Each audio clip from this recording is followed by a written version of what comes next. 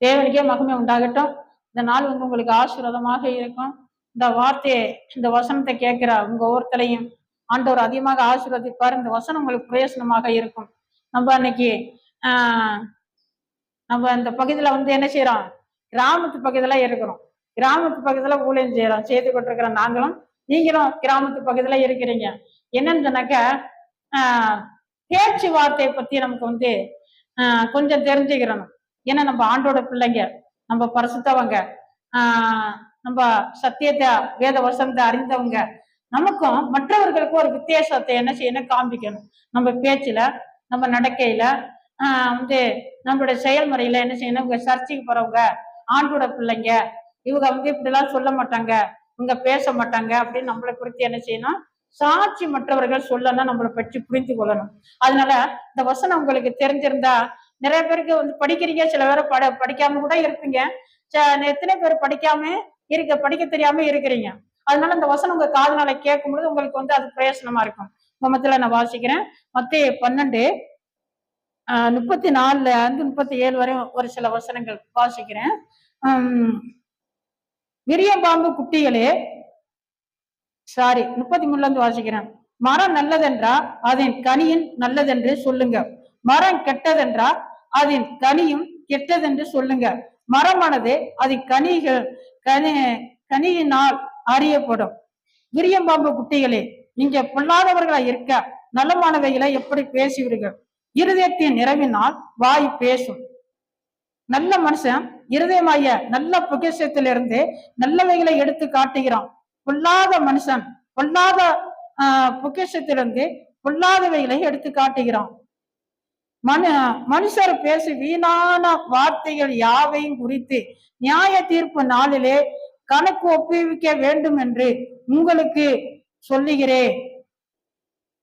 ஏனெனில் உன் வார்த்தையினாலே நீதிமான் என்று தீர்க்கப்படுவாய், அல்லது உன் வார்த்தையினாலே குற்றவாளி என்று தீர்க்கப்படுவாய்.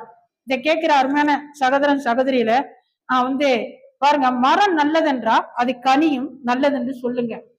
இதை உதாரணமா நல்ல நல்ல நல்ல மரங்கள் இருக்கு, கெட்ட மரங்கள் இருக்குது. உலகத்துல சில கனிகளை நம்ம மர வகையில பார்த்தோம்னாக்கா சில மரத்து கனிகள் புசிக்கிறோம், சில மரம் கனிகள் நமக்கு தேவையில்லை, நம்ம சாப்பிட மாட்டோம். சிலது கசக்கும், சிலது புளிக்கும், வாயில வைக்க முடியாது, இப்படிலாம் இருக்குது. இப்ப அது மரத்தை பத்தி சொல்லப்பட்டிருக்குது. இப்ப இதை கேட்கிற அருமையான சகோதர சகோதரியில நம்ம மரமானது மரம் சொன்னா இப்ப நம்மள எடுத்து வரலாம். அது கனி எப்படி இருக்கும்? மரம் நல்லதா இருந்தா அது கனிய நல்லதா இருக்கும்.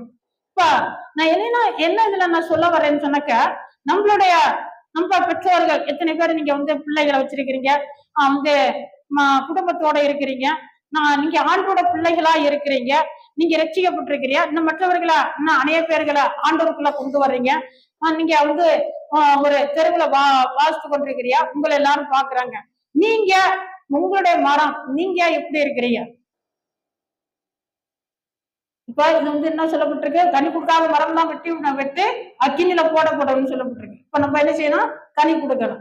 இப்ப நம்ம கனி எப்படி இருக்குது? நம்ம கனி நல்ல கனியா இருக்குதா, கெட்ட கனியா இருக்குதா? நம்ம பிள்ளைங்க நம்மளை போல கெட்ட வார்த்தைகளை பேசுறாங்களா, பொய் சொல்றாங்களா, எப்படி நடந்துக்கிறாங்க?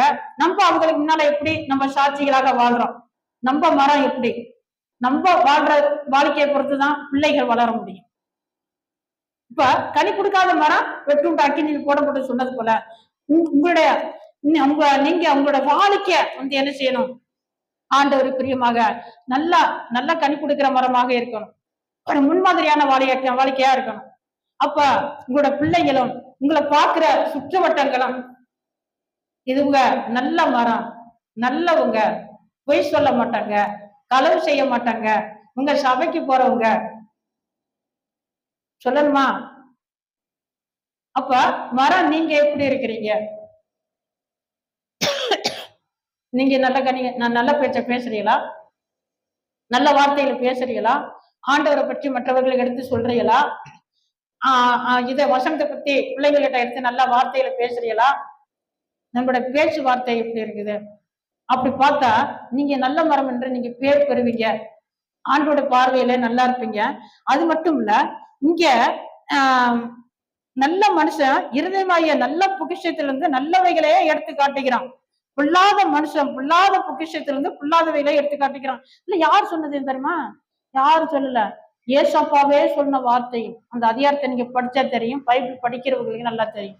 ஆண்டோட வார்த்தை, அவரோட வாயிலிருந்து எடுத்த வார்த்தையும். நம்ம நல்லவர்களா இருக்கோம்னு சொன்னா நம்முடைய நடவடைகள், பேச்சுகள், செயல்முறை எல்லாமே நல்லதாவே காட்டும். நல்லதாவே நம்ம செய்வோம். யாருக்கு எந்த தீங்கு செய்ய மாட்டோம். அப்படியே நமக்கு யாரு தீங்கு செய்தாருந்தா ஆண்டவர் என்ன செய்ய மாட்டாரு, அதை பலிக்க விட மாட்டார். நம்மள ஆண்டவர் பாதுகாப்பாரு. அது போல பாருங்க, மனுஷர்கள் பேசி வீணான வார்த்தைகள் யாவையும் குறித்து நியாய தீர்ப்பு நாளிலே கணக்கு ஒப்புவிக்க வேண்டுமா? நீங்க பேசுற கெட்ட வார்த்தை பேசுறீங்களா? பிள்ளைகளை கண்டமணியா கண்ட வார்த்தைகளை பேசி திட்டுறீங்களா? இல்ல மற்றவர்களை குறை சொல்லி பேசுறீங்களா? உங்களுடைய சொந்த பந்தங்களை, பெரியவர்களை தாத்தா பாட்டிய கூட நீங்க எந்த அளவுல நீங்க மதிச்சு நடக்கிறீங்களோ அதை பார்த்து பிள்ளைகள் என்ன செய்வாங்க, ஓ தாத்தா பாட்டிய நம்ம மதிக்கணும். உங்க மாமியார உங்க மாமனார உங்க குடும்பத்தில் உள்ளவர்கள் நீங்க எந்த அளவுல மதிச்சு நடக்கிறீங்களோ அது போல அந்த பிள்ளைகளும் என்ன செய்வாங்க, நம்மளும் இப்படிதான் நடக்கணும், நம்மளும் அவங்களுக்கு செய்ய வேண்டிய கடமைகளை செய்யணும், பின்பற்றி வருவாங்க. இல்ல அவங்களா இந்த பிள்ளைங்களுக்கு முன்னால குறை சொல்லி மட்டகிராம பேசினா இந்த பிள்ளைகளும் அவங்களை மதிக்க மாட்டாது. அப்ப இந்த பிள்ளைகளோட ஆசீர்வாதம் என்ன செய்யும், தடைப்படும். இந்த பிள்ளைகளை குற்றவாளியா மாறிடுவாங்க. நீங்க நடந்துக்கிற முறைதான் அந்த பெரியவர்களை கணக்கு பண்ணி நடக்கிற கூடாது. பெரியவர்களை சோர்ந்து போக கூடாது. அப்படி அவங்க கிட்ட இந்த பிள்ளைகளை கைனால கூட தண்ணியை கொண்ட கொடுமா, இந்த டீயை கொண்ட கொடுமா, இந்த சாப்பாடை கொண்ட கொடுறா அப்படின்னு சொல்லி கொடுத்தீங்கன்னா அந்த பிள்ளைகள் நல்ல குணங்க ஏற்படும்.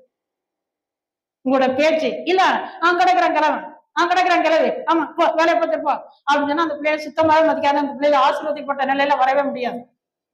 உங்களுடைய முன்மாதிரி, அதாவது மரம் நல்ல மரமா இருந்தா நல்ல கனியை கொடுக்கும், கெட்ட மரமா இருந்தா கெட்ட கனியை தான் கொடுக்கும். நீங்க நடக்கிற முறையில தான் அந்த பிள்ளைகளை வளர முடியும். அதே போல பொய் பேசுறது, பொய் சொல்லக்கூடாது. நம்ம சபைக்கு போறவங்க, பைப் ஒட்டிக்கிறவங்க, ஏசாப்ப பிள்ளைங்க அப்படி சொல்லக்கூடாது. அப்படி சொல்லக்கூடாதுன்னு பயங்கட்டு நீங்க சொல்ற முறையில மெதுவா சொன்னாலும் அந்த பிள்ளைகளுக்கு ஒரு பயம் வந்துடும். இல்ல நீங்க சொல்ற பார்த்தா அந்த பிள்ளைகளும் சொல்ல பழகுனாங்கன்னு சொன்னா அந்த பிள்ளையோட வாழ்க்கையை கண்டிப்பா என்ன செய்யும், பாதிக்கப்படும். பிந்தின காலங்கள்ல நீங்க நடந்துக்கிறாதான் உங்களுடைய நடவடிக்கை தான் இருக்குது. உங்களுக்கு மட்டும் இல்ல, இதை கேட்கிற எல்லாருக்குமே சொல்றேன், ஆண்டோட பிள்ளைகள் எல்லாருக்குமே சொல்றேன். பாருங்க, கடைசி நாட்களை கணக்கு ஒப்புவிக்கணுமா? நீங்க எந்த வார்த்தை எப்படி பேசுனீங்க, கெட்ட வார்த்தையை பேசுனீங்களா, குறை சொல்லி பேசுனீங்களா? சொல்ல போனா நம்ம ஊர்ல என்ன ஊழியக்காரங்களே குறை சொல்லுவாங்க. நான் பாத்திருக்கிறேன். நம்ம சபையில ஒருத்தர் சொல்ல கொஞ்சம் கஷ்டம்தான். ஆனா உங்களுக்கு நீங்க நல்லா இருக்கணும்ல, நீங்க முன்னேறி வரணும்ல, அதனால சொல்றேன், ஒரு சாட்சியா சொல்றேன். ஒரு ஐயா நம்ம சபையில இருந்தாங்க, அவர் ரசிக்கப்பட்டார். அங்க அப்பவே நாங்க சொன்னோம், இந்த பிள்ளைங்க என்ன செய்ய நல்ல மாதிரியா நடத்துங்க ஐயா அப்படின்னு சொன்னா கேட்க மாட்டாரு. அந்த பிள்ளைகளுக்கு முன்னால இருந்துட்டு ஊழியக்காரங்களை குறை சொல்றது. அவர் வேற ஒரு சபையில ரசிக்கப்பட்டவர், ஊழியக்காரன் இல்லாதனால நம்ம சபைக்கு வந்தாரு, ஏத்துக்கிட்டோம், வச்சுக்கிட்டோம். அப்ப பிள்ளைங்களுக்கு முன்னால இருந்துட்டு ஊழியக்காரங்களை குறை பண்றது, குறையா பேசுறது, கிண்டல் அடிக்கிறது, கூத்து அடிக்கிறது, ஏதாவது அந்த பிள்ளைகளை கிண்டல் அடிக்கவே அந்த பிள்ளைகளை வளர்த்து விட்டாரு. அப்ப ஒரு நாள் நாங்க அந்த பிள்ளைகளை கொண்டு ஹாஸ்டல்ல கூட சேர்த்து விட்டு அந்த பிள்ளைகளை படிக்க வச்சோம். சில பிள்ளைகளை படிச்சு வந்துச்சுவோம். இந்த பிள்ளைங்க தேடி போற இடத்துல எல்லாம் ஹாஸ்டல்ல குறை சொல்லிட்டு வந்துடும். ஏதோ ஒரு தப்பு செய்திருப்பாவுல இருக்கு அந்த பொண்ணா, அதனால வார்டன் பிடிச்சி அடிச்சு விட்டாரு. அடிச்சதுனால அவர் சொல்றாரு, சொல்றது கொஞ்சம் கஷ்டம்தான், ஆனா கேட்கறவங்களுக்கு ஏதாவது ஒரு வகையில ஒரு பிரயோசனமா இருக்கும். அவர் சொல்றாரு, ஐயா நான் ஜோமிட்டு வந்தேன், நான் போறேன், ஊழியக்காரன் வீட்டுல இருந்தா இன்னைக்கு என்ன செய்வேன், போலீஸ்ல அவரை கம்ப்ளைண்ட் கொடுத்தா அவர் மாட்டி விடுவேன். இல்லைன்னு சொன்னா இது உன்னோட சுத்தம், ஊழியக்காரன் வீட்டுல இருந்தா. இல்லைன்னு சொன்னா உன்னோட சுத்தம் இல்ல, நான் போலீஸ்ல பிடிச்சு கொடுக்க மாட்டேன். ஏன் தெரியுமா, வாடன் என் பிள்ளைய அடிச்சதுனால. அந்த பிள்ளை கீழ்படியுமா? நீ அந்த பிள்ளைகிட்ட என்ன சொல்லிட்டு புறப்பட்டு வந்திருப்பா வீட்டுக்கு எங்களை பார்க்க. இன்னைக்கு அந்த பிள்ளையோட வாழ்க்கையா சீரழிஞ்சு போயிடுச்சு. அந்த பிள்ளை வாழ்க்கையா சீரழிச்சு, அந்த பிள்ளையோட தம்பி வாழ்க்கையா சீர்கட்ட போய் இன்னைக்கு எங்க இருக்கிறாங்க, எப்படி இருக்கிறாங்கன்னு அட்ரஸே தெரியாம போயிடுச்சு. துன்மார்க்கமான வாழ்க்கை. இதுதான் சொல்றது. சபையை குறித்து, ஊழியக்காரங்களை குறித்து, விசுவாசிகளை குறித்து, அக்கம் பக்கத்துல உள்ள பெரியவர்களை குறித்து, வீட்டுல உள்ள தாத்தா பாட்டியை குறித்து, அந்த பிள்ளைகள் மத்தியில நீ நல்ல மரமா நடந்துக்கிறியா, கெட்ட மரமா நடந்துக்கிறீங்களா? அதான் என்னோட கேள்வி. அப்படி நீங்க கெட்ட மரமா நடப்பீங்கன்னு சொன்னா இங்கேயும் நீங்க பாதிப்புகளை சம்பாதிக்கிறதுக்கு எதுவா இருக்கும். அது மட்டும் இல்ல, கடைசி நாளுக்கு ஆண்டவர் வரும் பொழுது கணக்கு ஒப்புவிக்கணுமா? மனுஷனுடைய வாயிலிருந்து புறப்படுற ஒவ்வொரு வார்த்தைக்கும், தேவையில்லாத வார்த்தைகளுக்கு எல்லாத்துக்கும் கணக்கு ஒப்புவிக்கணுமா? எல்லாருமே, நமக்கு மட்டும்தான், பூமியில மனுஷரா பிறந்த ஒவ்வொருத்தருமே இன்னைக்கு கோர்ட்ல போய் பார்த்தாக்கா குற்றவாளியா குற்றம் செய்யாம இருக்கிறவர்களா நல்லவங்களா குற்றம் செய்தான்னு சொல்லி என்ன செய்யறாங்க? போலீஸ்ல கம்ப்ளைண்ட் கொடுக்குறாங்க, கூட்டுக்குள்ள நீதிபதிக்கு முன்னால சாட்சி சொல்றாங்க, குற்றம் இல்லாதவர்களை குற்றமா சொல்றாங்க, குற்றம் செய்தவர்களை குற்றம் இல்லைன்னு சொல்றாங்க. இப்படிலாம் இது ஒவ்வொருத்தருக்குமே, பூமியில பிறந்த அத்தனை பேருக்குமே நியாயத்திற்கு உண்டு கடைசி நாட்கள. அதனால வாயிலிருந்து புறப்படுற ஒவ்வொரு வார்த்தையும் கணக்கு பார்த்து தெய்வீக பயத்தோடு ஆண்டவர் நம்மளை படித்தவருக்கு முன்பாக நம்ம இருக்கோம், அவர் நம்ம ஒவ்வொருத்தரையும் பார்த்துக்கிட்டே இருக்கிறான்னு சொல்லி அந்த பயத்தோட பேசணும்னு சொன்னாக்க நம்ம நல்ல மரமாக இருக்கும், நம்முடைய கனிகள் நல்லா இருக்கும், நம்ம சாட்சிகளாக வாழ முடியும். கர்த்தர் உங்களை ஆசீர்வதிப்பார். ஆமென்.